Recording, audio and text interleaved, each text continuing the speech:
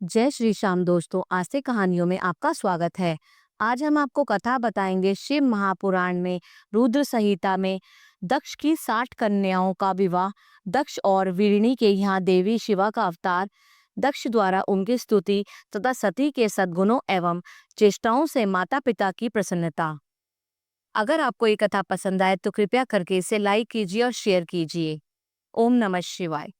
ब्रह्मा जी कहते हैं, देवर्षि, इसी समय दक्ष के इस बर्ताव को जानकर मैं भी वहां आ पहुंचा और पूर्ववत उन्हें शांत करने के लिए सांत्वना देने लगा। तुम्हारी प्रसन्नता को बढ़ाते हुए मैंने दक्ष के साथ तुम्हारा सुंदर स्नेहपूर्ण संबंध स्थापित कराया। तुम मेरे पुत्र हो, मुनियों में श्रेष्ठ और संपूर्ण देवताओं के प्रिय हो। अतः बड़े प्रेम से तुम्हें आश्वासन देकर मैं फिर अपने स्थान पर आ गया। तदनंतर प्रजापति दक्ष ने मेरी अनुनय के अनुसार अपनी पत्नी के गर्भ से 60 सुंदर कन्याओं को जन्म दिया और आलस्य रहित हो धर्म आदि के साथ उन सबका विवाह कर दिया। मुनीश्वर, मैं उसी प्रसंग को बड़े प्रेम से कह रहा हूँ, तुम सुनो। मुने, दक्ष ने अपनी 10 कन्याएं विधि पूर्वक धर्म को ब्याह दी, 13 कन्याएं कश्यप को ब्याह दी और 27 कन्याओं का विवाह चंद्रमा के साथ कर दिया।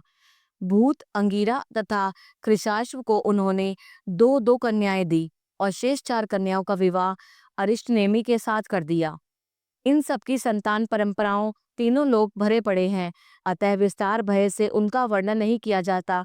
कुछ लोग शिवा या सती को दक्ष की ज्येष्ठ पुत्री बताते हैं, दूसरे लोग उन्हें मंजली पुत्री कहते हैं, कुछ अन्य लोग सबसे छोटी पुत्री मानते हैं। कल्प भेद से यह तीनों मत ठीक है। पुत्र और पुत्रियों की उत्पत्ति के पश्चात पत्नी सहित प्रजापति दक्ष ने बड़े प्रेम से मन ही मन जगदम्बिका का ध्यान किया, साथ ही गदगद वाणी से प्रेम पूर्वक उनकी स्तुति भी की। बारंबार अंजलि बांध नमस्कार करके वे विनीत भाव से देवी को मस्तक झुकाते थे। इससे देवी शिवा संतुष्ट हुई और उन्होंने अपने प्रण की पूर्ति के लिए मन ही मन यह विचार किया कि अब मैं वीरिणी के गर्भ से अवतार लूं। ऐसा विचार कर जगदम्बा दक्ष के हृदय में निवास करने लगी। मुनि श्रेष्ठ, उस समय दक्ष की बड़ी शोभा होने लगी। फिर उत्तम मुहूर्त देखकर दक्ष ने अपनी पत्नी से में प्रसन्न गर्भाधान किया। तब दयालु शिवा दक्ष पत्नी के चित्त में निवास करने लगी। उन्हें गर्भ धारण के सभी चिन्ह प्रकट हो गए। तात उस अवस्था में वीरिणी की शोभा बढ़ गई और उसमें चित्त में अधिक हर्ष छा गया। भगवती शिवा के निवास के प्रभाव से वीरिणी महामंगल रूपिणी हो गई। दक्ष ने अपने कुल संप्रदाय, वेद ज्ञान और हार्दिक उत्साह के अनुसार प्रसन्नता पूर्वक पुंसवन आदि संस्कार संबंधी श्रेष्ठ क्रियाएं संपन्न की।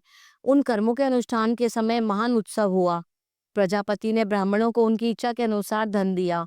उस अवसर पर वीरिणी के गर्भ में देवी का निवास हुआ। जानकर श्री विष्णु आदि सब देवताओं को बड़ी प्रसन्नता हुई। उन सब ने वहां आकर जगदम्बा का स्तवन किया और समस्त लोगों का उपकार करने वाली देवी शिवा को बारंबार प्रणाम किया। वे सब देवता प्रसन्नचित हो दक्ष प्रजापति तथा वीरिणी की बुरी बुरी प्रशंसा करके अपने अपने स्थान को लौट गए। नारद, जब 9 महीने बीत गए तब लौकिक गति का निर्वाह कराकर 10वें महीने के पूर्ण होने पर चंद्रमा आदि ग्रहों तथा ताराओं की अनुकूलता से युक्त सुखद मुहूर्त में देवी शिवा शीघ्र ही अपनी माता के सामने प्रकट हुई। उनके अवतार लेते ही प्रजापति दक्ष बड़े प्रसन्न हुए और उन्हें महान तेज से देदीप्यमान देख उनके मन में यह विश्वास हो गया कि साक्षात वे शिवा देवी ही मेरी पुत्री के रूप में प्रकट हुई हैं। उस समय आकाश से फूलों की वर्षा होने लगी और मेघ जल बरसाने लगे। मुनीश्वर, सती के जन्म लेते ही संपूर्ण दिशाओं में तत्काल शांति छा गई। देवता आकाश में खड़े हो मांगलिक बाजे बजाने लगे। अग्निशालाओं की बुझी हुई अग्नियां सहसा प्रज्वलित हो उठी और सब कुछ परम मंगलमय हो गया।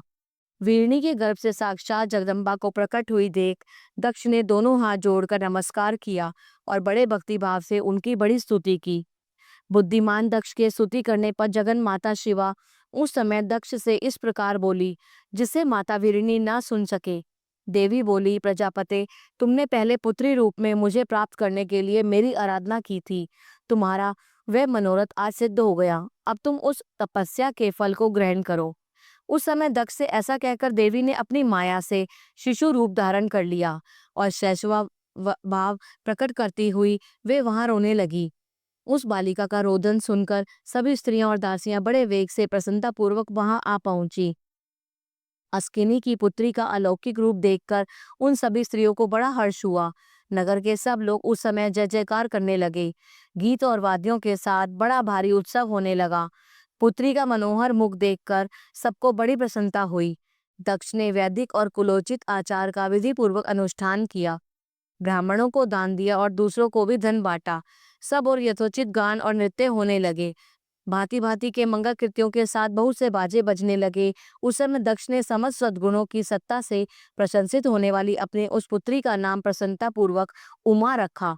तदनंतर संसार में लोगों की ओर से उसके और भी नाम प्रचलित किए गए, जो सब के सब महान मंगलदायक तथा विशेषतः समस्त दुखों का नाश करने वाले हैं।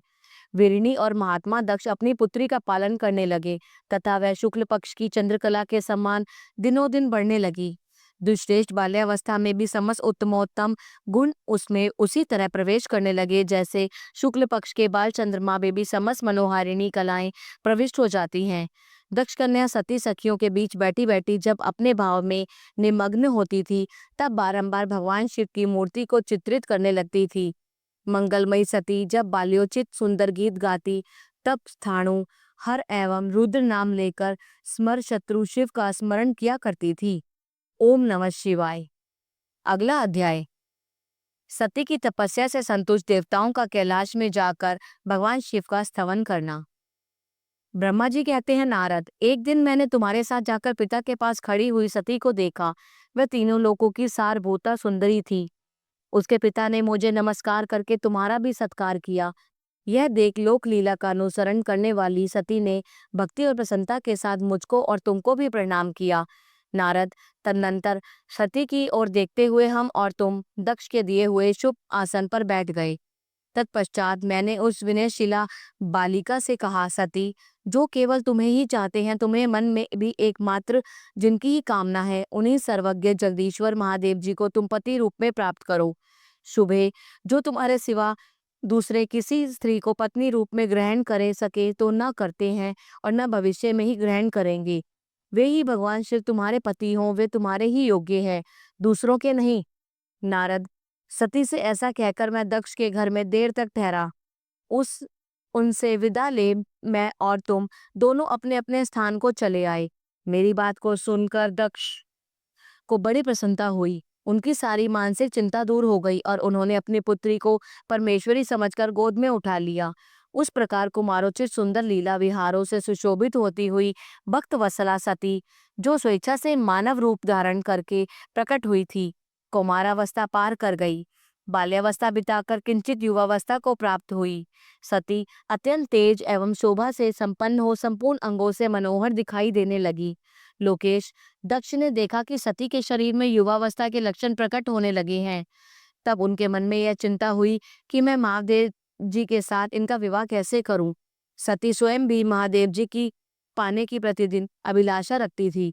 अतः पिता के मनोभाव को समझकर वे माता के निकट गई।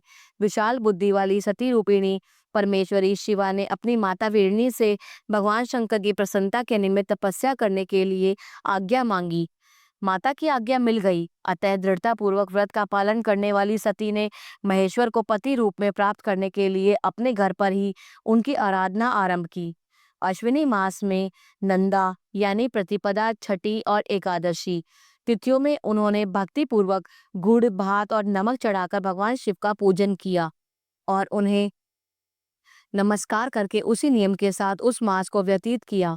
कार्तिक मास की चतुर्दशी को सजाकर रखे हुए मालपुओं और खीर से परमेश्वर शिव की आराधना करके वे निरंतर उनका चिंतन करने लगी। माघशीर्ष मास के कृष्ण पक्ष की अष्टमी तिथि को तिल, जौ और चावल से हर की पूजा करके ज्योतिर्मय दीप दिखाकर अथवा आरती करके सती दिन बिताती थी। पौष मास के शुक्ल पक्ष की सप्तमी को रात भर जागरण करके प्रातःकाल खिचड़ी का नैवेद्य लगा वे शिव की पूजा करती थी और माघ की पूर्णिमा को रात में जागरण करके सवेरे नदी में नहाती और गीले वस्त्र से ही तट पर बैठकर भगवान शंकर की पूजा करती थी। फागुन मास के कृष्ण पक्ष की चतुर्दशी तिथि को रात में जागरण करके उस रात्रि के चारों पहरों में शिवजी की विशेष पूजा करती और नटों द्वारा नाटक भी कराती थी। चैत्र मास के शुक्ल पक्ष की चतुर्दशी को वे दिन रात शिव को स्मरण करती हुई समय बिताती और ढाक के फूलों तथा दवनों से भगवान शिव की पूजा करती थी। वैशाख शुक्ला तृतीया को सती तिल का आहार करके रहती थी और नए जौ के भात से रुद्रदेव की पूजा करके उस महीने को बिताती थी। जेठ की पूर्णिमा को रात में सुंदर वस्त्रों तथा भटकटैया के फूलों से शंकर जी की पूजा करके वे निराहार रहकर ही मास व्यतीत करती थी। आषाढ़ के शुक्ल पक्षी चतुर्दशी को काले वस्त्र और भटकटैया के फूलों से वे रुद्रदेव का पूजन करती थी।